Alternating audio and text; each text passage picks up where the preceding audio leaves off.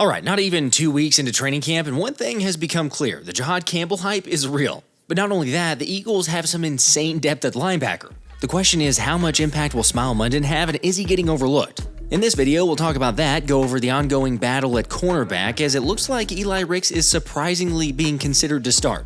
Plus the latest around potential targets for Howie Roseman and everything else around the birds. But first, let's run it.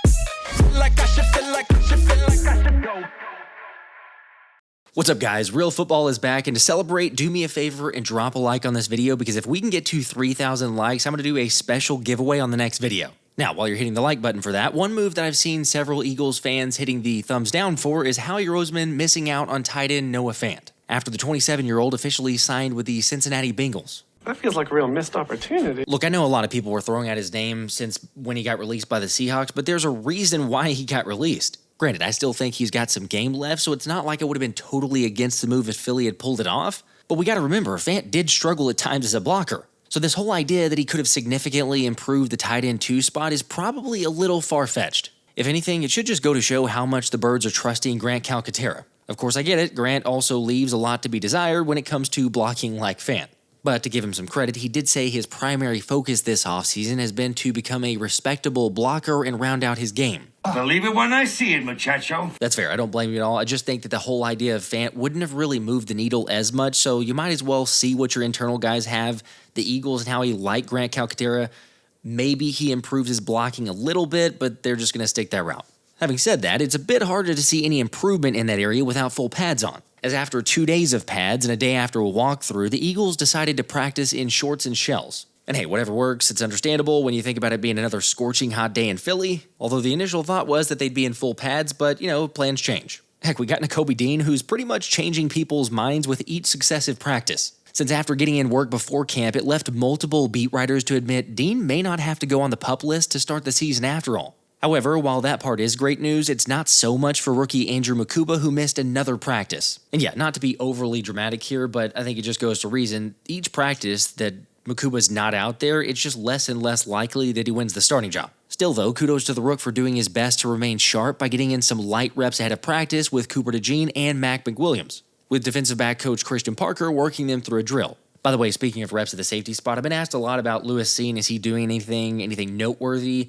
And not really too much. He's getting a few reps with a third string, but that's about it. So yeah, not super promising, and to be fair to say, he's got a long way to go, really, just to make the roster at this point. Also, I'd say the same for undrafted free agent Maxen, despite him getting into the rotation just a bit, because judging by the attention and choice words from safety coach Joe Casper, there was one drill he definitely got wrong. For the record, I think it's a good thing that they're making mistakes, because this is camp after all. The place where it's okay to mess up so that you can correct it for the season. Now, personally, I don't think Maxen is likely to make the roster, like I said, but as we've talked about, there's been several opportunities given the recent injuries for the Eagles for guys to take advantage of. For example, wide receiver Terrace was not practicing Thursday after suffering the knee injury toward the end of Tuesday's practice. And hopefully he's back soon, because he had been playing well enough to even challenge Jahan Dotson a bit for that wide receiver 3 spot. Yet I will say, while he's out, the silver lining is that it's given more reps for Elijah Cooks as well as Ainias Smith and Johnny Wilson.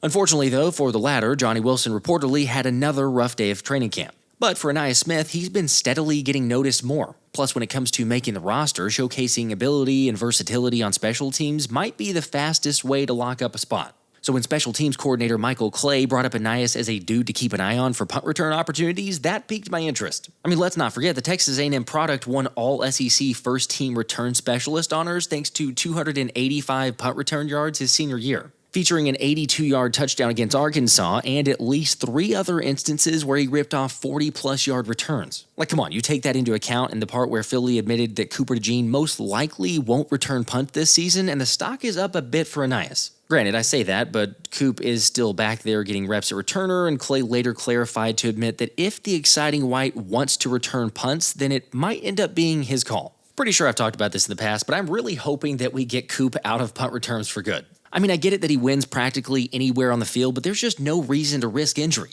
So look, maybe that means Ainias is the guy, or how about newcomer Avery Williams? For real, remember how hyped Nick Sirianni was to land the former Atlanta Falcon? And yet, even with all that hype when he was signed and leading up to OTAs, he's barely been noticeable in the offense. Now, for the record, Williams did get in at least some work in the return game Thursday, but I'm not so sure he's near the lock that he was when we first entered camp. Anyway, talking more about Thursday's practice, the focus started on some ball security at the beginning of practice, going with the regular drill, but then doubling down for players to use their non-dominant hand as they're falling to the ground. Now, I don't know if this was because there were multiple fumbles reported back on Tuesday's practice, but they definitely got in the reps. However, one of the players who fumbled in that practice was AJ Dillon, and he actually didn't get in as much work due to a back injury that had him listed as limited. In fact, the entire list of injuries only continued to grow on Thursday. With Tim McManus sharing Zach Bond was out with a back, EJ Jenkins was a new addition due to a hamstring, Terrace Marshall Jr., the knee that I mentioned, along with Andrew Mukuba in the shoulder, Devontae Smith still dealing with back tightness, and Nolan Smith, who continues to be in the concussion protocol.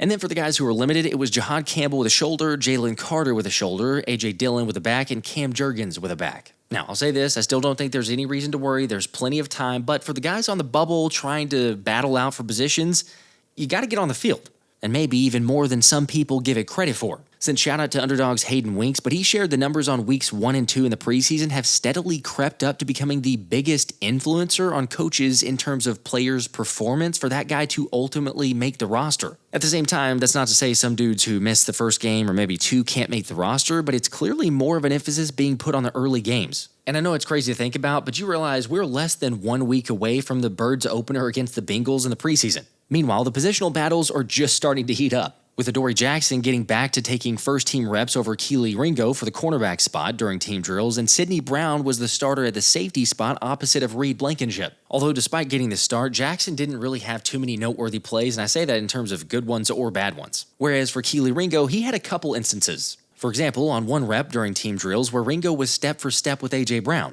leaving Brandon Lee Gowton to note that when he's at his best, Ringo has run routes better than wide receivers he's defending, which, believe it or not, gave him an opportunity to make a pick later against a different receiver, but he wasn't able to hang on to the contested grab. Dude, you gotta catch the ball. Yes, it'd be nice for him to make that pick, but at least it was a pass breakup. And also, Quinyon Mitchell mentioned that the Eagles have brought in recent or new technology to improve hand-eye coordination. So, when we talk about making picks, didn't see that as much last season. Maybe it helps improve it. Like I say, in theory, Q thinks that it'll lead to more interceptions. But anyway, back to Ringo, like I said, it was up and down. Because on the next rep, second-team wide receiver Darius Cooper got ahead of him across the field and snagged a downfield catch along the sideline. But give the 23-year-old some credit as he came right back with a nice pass breakup on a throw to Johnny Wilson that would have been a touchdown. I mean, it's kind of the same thing over and over again, so I get it, but the progression for Kelee Ringo, it's a lot of just up and down. However, when it comes to rookie Jihaad Campbell, his stock continues to skyrocket, especially hearing that on one of the first reps, Campbell slowed down a running play by throwing Ben Van Sumeren to the ground and stuffing Saquon Barkley at the line. He's a beast, man. Dude, this rookie's going to be so good, but I got a question for you because it came up during the live stream. If you had to pick for week 1, who the starter is going to be next to Zach Bond, are you going Jeremiah Trotter Jr. or Jihaad Campbell? By the way, on that hit that I was talking about, I should mention that Van Sumeren ended up limping off after getting manhandled by Jahan on the lead block, with several riders in attendance echoing another day, another Campbell play. However, obviously you never want to see guys getting hurt, so prayers for BVS that the fullback ends up being okay after he had to go inside to get checked out. Like, yeah, not being in full pads against your own teammates, okay, maybe the Rook could dial it back just a little bit. Although listening to several players and coaches throughout camp, the one thing they all continue to be impressed by is the 21-year-old has some extremely underrated striking power. So it's not a shock to see that after taking reps with the 1s, Campbell then moved out to the edge to rush the passer with the 2s. I'm a broken record at this point, but Fangio does not move guys, especially rookies, to multiple positions unless he really trusts them. Meaning the fact that Jihaad is doing this early feels like it wouldn't be a stretch to think he's the Quinyon Mitchell or Cooper DeJean of the linebackers this season. Again, if anything, the Rook might need to be slowed down a bit, especially with Brooks Cabina sharing that later Campbell pursued someone in a tackle, rolling up on wide receiver Giles Jackson, who was engaged in blocking. Now, thankfully, it sounds like Jackson was okay, and I'm a fan of that aggressiveness just about every single play. It's just, it could be controlled a little bit more. I think he's been doing really good. I think his intensity is great. Obviously, the one he tackled me on a little bit, maybe that's not a play we want in practice when the back's turned, a shot like that. It didn't bother me, though. I'm excited for him. But, yeah, I want to be able to pull people back, not try to push them forward. You don't want someone that you have to go and be like, you got to play harder, you got to do this, you got to do that. You got to be like, okay, you're playing a little bit too hard. Let's tone it down a little bit. And he's definitely got that in him. He's been doing a great job. Is he going too hard? Maybe, but then again, we think back to Jalen Carter in his rookie season. These are similar reports. Similar things that we heard about Jalen Carter of like, well, he's kind of going a little bit too aggressive. They can reel him back in. Which is why I say I'd much rather this problem than the opposite situation of being too timid, something that the other rookie linebacker, Smael Mondon, said he's gotten past now, admitting that the first week or so he might have been just a bit timid because he was still trying to learn the playbook and be confident in what he's doing, but now it's starting to come together. And yeah, if you don't believe that, that part of his game is definitely getting noticed now. A shout out to Brandon Lee Gouton, who shared that it was a strong day for Mondon, referencing multiple rushing attempts that he flat out blew up and is clearly advantaged against the guys based on his athleticism. For the record, I'll remind you on this, Philly has two linebackers who have 4.5 40s in Jihaad Campbell and Smael Mondon, and both are over 6'2". So yeah, when you take all that into account, it's no wonder Fangio had Mondon lining up for some first-team reps in the dime package, leading to a couple plays being made in the passing game, and then even standing up an offensive lineman on a running play. I mean, hearing that and just think about a year ago, this would have been crazy to say, but the Eagles have too many off-ball linebackers. I feel like we got a really good linebacker core. Both the rookies be out there smacking, playing really hard, playing fun. Trotsman doing a great job.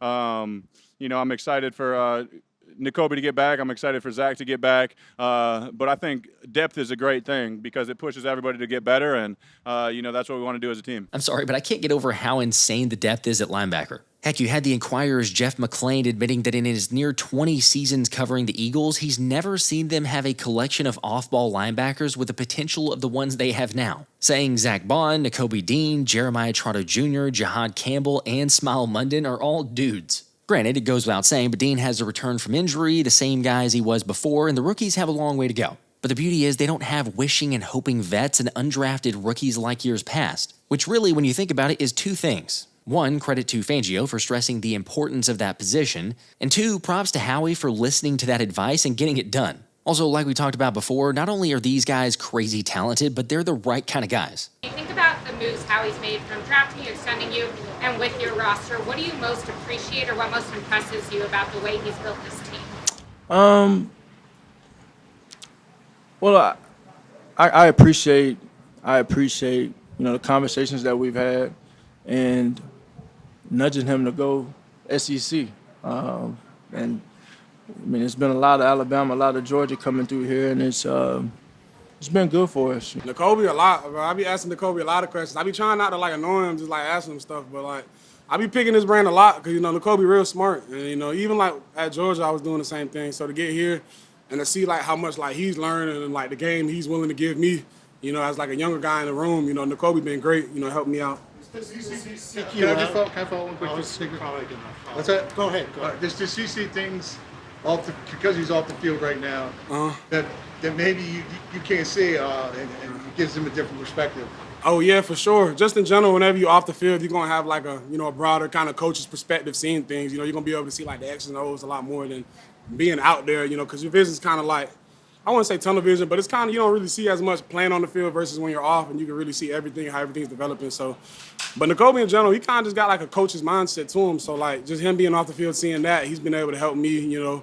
Whether it's I do something bad in the rep, he helping me, telling me what I could fix. So if I do something good, he telling me what I could do better or how to keep improving at it. So he been a big help. We say it all the time, but it never gets old. The selflessness and willingness of guys to help and teach like Nakobe Dean there for a guy who is competing for the same position is just next level. I'm sorry, but we are spoiled in Philly, especially when you look around the league and see Washington wide receiver Terry McLaurin just requested a trade as he's gotten so fed up with his contract situation.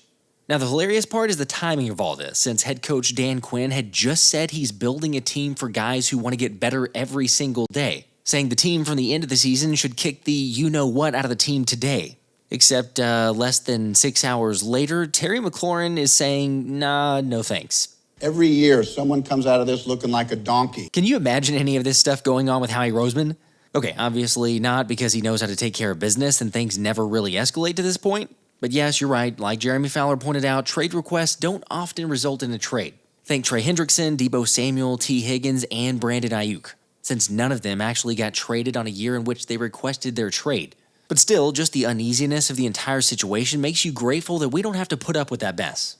Anyway, just wanted to update you there, but getting back to Smael Mondon and Eagles camp, whether he sees the field or not on the defense this season, he's going to be a beast on special teams, which is only going to get him more opportunities. The more you can do in the NFL, regardless of what position you play, the better you're going to have at making a team. But it's been awesome to have all these guys out there competing. By the way, I know I mentioned Jalen Carter, but I did want to bring up that he was back on the field for the first time in training camp with the team, at least first team drills and 11-on-11s. Granted, he was on a pitch count, but still made some plays and a positive sign. Although after the defense made multiple plays, it was actually the third-team offense who was able to break free when UDFA running back Shunderick Powell broke a long run against the third-team defense. And one of the coolest parts was hearing that Saquon Barkley was the first guy to run all the way down there and hype up Powell to give him a high five. Like, I know that might be a small thing on one play, but it's the little things like that that make you appreciate Saquon even more. Which, speaking of, I've had a lot of you guys asking about where did I get this shirt. Heck, you may be asking yourself that on this video. And listen up, I've got a great discount code for diehard addicts. Because right now, when you click the link in the description or scan the QR code and use code Philly Special, you can get up to 10% off your entire order with diehard addicts.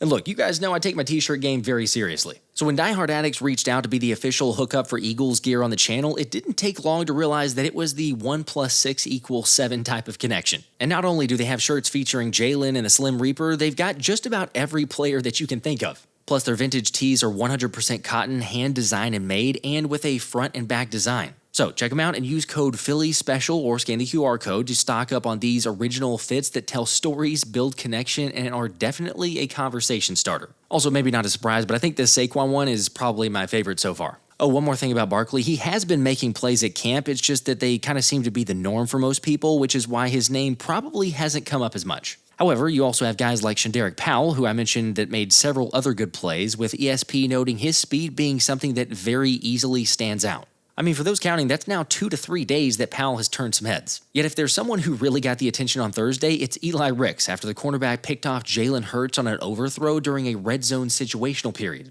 Now look, yeah, it was a bad throw from Hurts, but kudos to Ricks for being in the right place at the right time. And bigger than making the interception, Ricks was getting in work with the starters. Like, I'm still not going to put any money on him being the starting corner opposite of Quinyon Mitchell, but in my humble opinion, I think he's very much going to make the roster. Heck, The Athletic even shared that Ricks was taking first-team reps not only at outside cornerback, but also in the slot at times. Eli, he's just a guy who just comes in every day, he competes, he works, and that's really with any corner in our group. We want to be a strong group from top to bottom.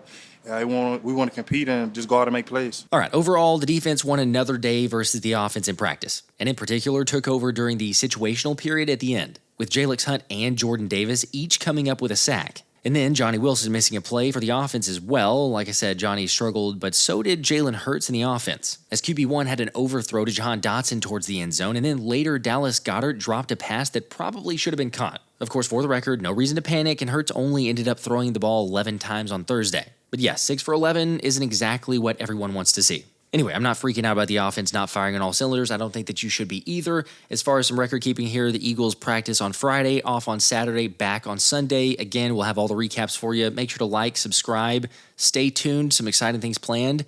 Remember, 3,000 likes, drop a special giveaway on the next video. Till next time, this has been the Philly Special.